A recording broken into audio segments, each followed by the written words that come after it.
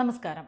തിരുവനന്തപുരം, പാലക്കാട് ഡിവിഷനുകളിലെ 10 പ്രധാന റെയിൽവേ സ്റ്റേഷനുകൾ അമൃത് ഭാരത് പദ്ധതിയിൽ ഉൾപ്പെടുത്തി രാജ്യാന്തര നിലവാരത്തിലേക്ക് ഉയർത്താൻ കേന്ദ്ര സർക്കാർ 4 വർഷത്തിനുള്ളിൽ 3000 കോടി രൂപ ചെലവിടും.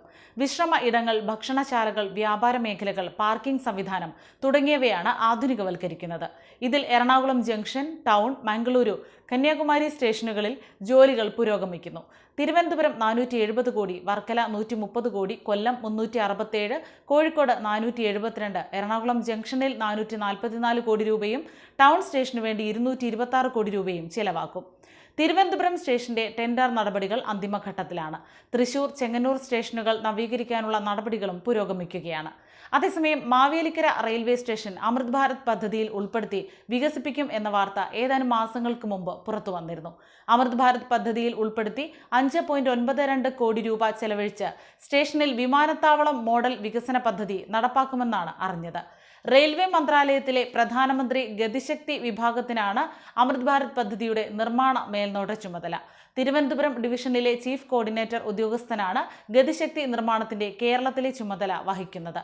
മാവേലിക്കര പാർലമെന്റ് മണ്ഡലത്തിൽ അമൃത് ഭാരത് പദ്ധതിയിൽ ഉൾപ്പെടുത്തി ചങ്ങനാശ്ശേരി, മാവേലിക്കര എന്നീ 2 റെയിൽവേ സ്റ്റേഷനുകളുടെ നവീകരണമാണ് ആദ്യഘട്ടത്തിൽ നടത്തുന്നതെന്ന് കൊടിക്കുന്നിൽ സുരേഷ് MP അറിയിച്ചു. ഈ വർഷത്തോടെ ശാസ്താംകോട്ട, കൊട്ടാരക്കര എന്നീ റെയിൽവേ സ്റ്റേഷനുകൾ കൂടി ഉൾപ്പെടുത്തുമെന്ന് റെയിൽവേ മന്ത്രാലയം ഉറപ്പു നൽകിയിട്ടുണ്ടെന്നും MP പറഞ്ഞിരുന്നു. മാവേലിക്കര റെയിൽവേ സ്റ്റേഷനിൽ അമൃത് ഭാരത് പദ്ധതിയിൽ ഉൾപ്പെടുത്തി നടപ്പാക്കേണ്ട വികസന പ്രവർത്തനങ്ങൾ കർണാടകത്തിലുള്ള ഇൻഫ്രാസ്ട്രക്ചർ ഡെവലപ്മെന്റ് കോർപ്പറേഷനെയാണ് ചുമതലപ്പെടുത്തിയിരിക്കുന്നത്.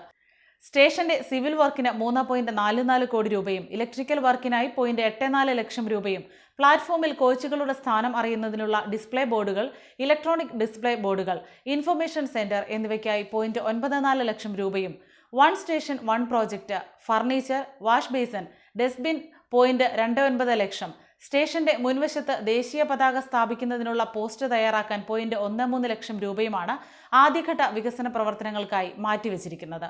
ഇതുകൂടാതെ അഡീഷണലായി ഫുട് ഓവർ ബ്രിഡ്ജ്, ലിഫ്റ്റ് എന്നിവ അടുത്ത സാമ്പത്തിക വർഷത്തിൽ റെയിൽവേയുടെ പ്രത്യേക ഫണ്ടിൽ നിന്ന് തുക ചെലവാക്കി നിർമ്മിക്കുമെന്നും MP അറിയിച്ചിരുന്നു.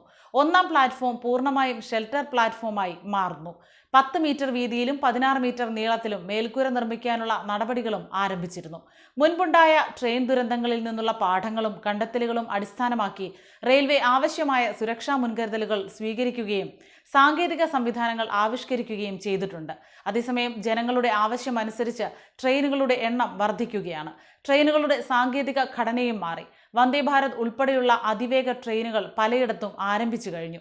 ഇതോടൊപ്പം ട്രാക്കുകൾ വർദ്ധിപ്പിക്കുന്നതുൾപ്പെടെ അടിസ്ഥാന വികസനവും തീർച്ചയായും ഉറപ്പുവരുത്തേണ്ടത് തന്നെയാണ്.